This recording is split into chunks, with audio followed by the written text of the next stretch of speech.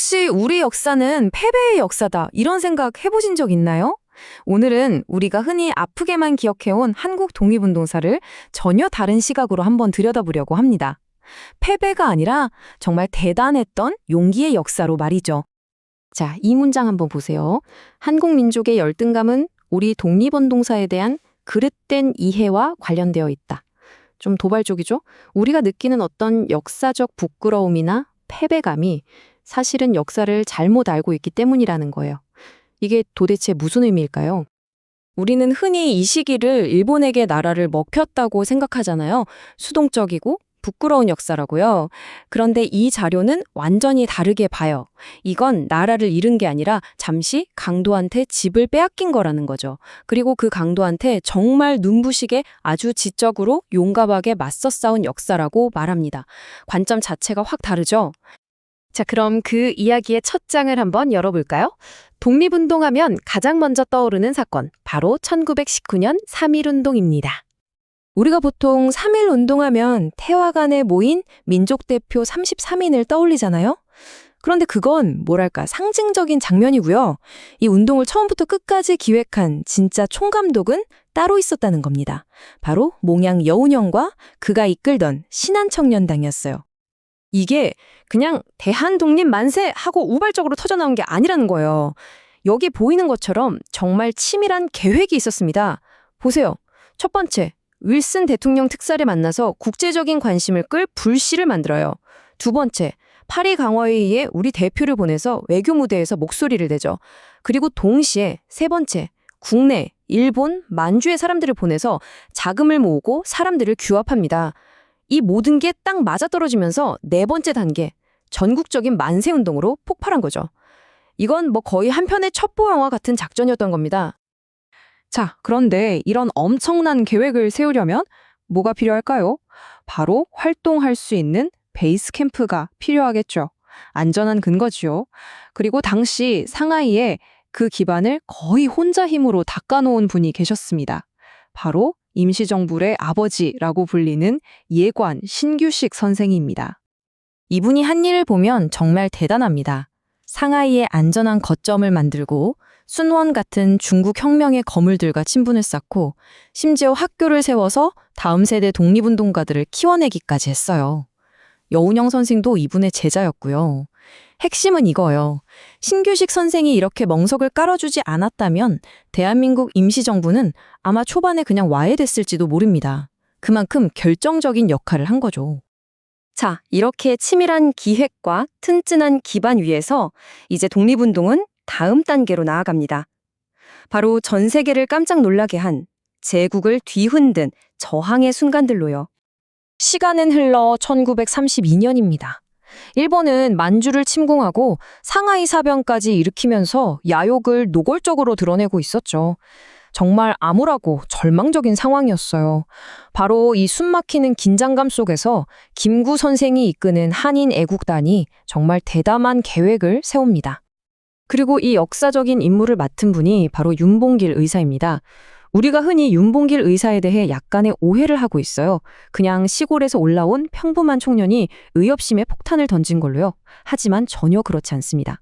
장부가 집을 떠나 뜻을 이루기 전에는 살아서 돌아오지 않는다는 글을 남긴 24세 젊은 지식인이자 교육자였습니다.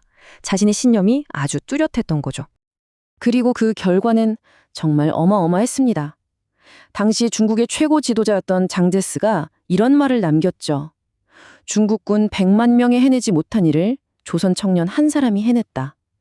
당시 중국도 일본 때문에 골머리를 앓고 있었는데 윤봉길 의사의 의거가 그만큼 통쾌하고 충격적이었던 겁니다.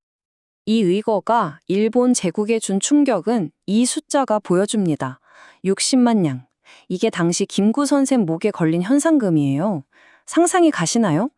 이 사건 하나로 김구 선생 스스로 거지 소굴이라고 할 만큼 재정적으로 어려웠던 임시정부가 중국 정부의 전폭적인 지원을 받게 됩니다. 그러니까 단순한 폭탄 투척이 아니라 임시정부의 운명을 바꾼 신의 한 수였던 셈이죠. 하지만 독립운동의 역사가 이렇게 빛나는 영웅들의 이야기만 있는 건 아니었습니다.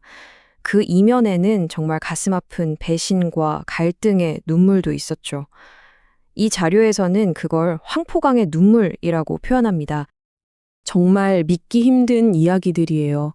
66세의 노형명가 이회영 선생은 관동군 사령관을 암살하려다 친족하의 밀고로 붙잡혀서 고문으로 돌아가십니다. 또 안중근 의사와 의형제를 맺었던 동지는 일본에 밀정이 되어서 독립자금을 가로채고요. 가장 무서운 적은 밖에 있는 일본이 아니라 바로 내부에 있었던 거죠. 가장 믿었던 사람의 배신, 그 상처가 얼마나 깊었을까요? 그 배신의 대가가 얼마나 컸는지 한번 보세요. 당시 밀정에게 빼앗긴 돈이 15만 원이었는데 이때 소총 한 자루가 30원이었다고 해요. 계산이 되시나요? 무려 5천 자루의 소총을 살 수 있는 돈이었습니다. 독립군 5천 명을 무장시킬 수 있는 기회가 한 사람의 배신으로 사라져버린 겁니다. 자, 그럼 이 모든 영광과 상처의 이야기들은 결국 어떤 결말을 맞이하게 될까요? 이 자료는 이 복잡하게 얽힌 역사의 실타래를 아주 상징적인 하나의 장면으로 풀어냅니다. 아까 이야기했던 1932년 상하이 훈커우 공원을거 기억나시죠? 윤봉길 의사의 폭탄이 터졌을 때 현장에 있던 일본 고위 관리 중에 시게미츠 마모루라는 인물이 있었습니다. 이 사람은 그때 한쪽 다리를 잃게 돼요. 그리고 정확히 13년이 흐른 1945년 미주리호 함상에서 일본이 무조건 항복 문서에 서명을 하는데요. 바로 그 서명을 하는 사람. 그가 바로 13년 전 훈코우 공원에서 다리를 잃었던 시게미츠 마모루입니다. 의족을 한 채로요. 정말 역사가 만든 영화 같은 장면 아닌가요? 이 자료는 이 장면을 이렇게 해석합니다. 일본 제국은 1945년에 항복한 게 아니라 이미 1932년에 전륜발이가 되었다. 윤봉길의 폭탄이 이미 그 다리 한쪽을 날려버렸기 때문이다. 그러니까 그 항복은 그날 갑자기 일어난 게 아니라 수많은 독립투사들이 끊임없이 날린 펀치에 이미 쓰러져가고 있던 제국의 예고된 결말이었다는 거죠. 그래서 이 자료는 우리에게 묻습니다. 우리가 역사를 기억할 때 이겼냐 졌냐는 결과만 보는 게 맞을까요? 아니면 그 과정 자체를 봐야 할까요? 비록 나라는 빼앗겼지만 그 안에서 보여졌던 그 치열한 지략과 용기, 꺾이지 않았던 인간의 존엄성, 바로 그 과정 속에 진짜 우리의 자부심이 있는 건 아닐까요? 결과가 아닌 과정으로 기억할 때 비로소 우리의 독립운동사는 패배가 아닌 진정으로 영광스러운 투쟁의 역사가 될 겁니다.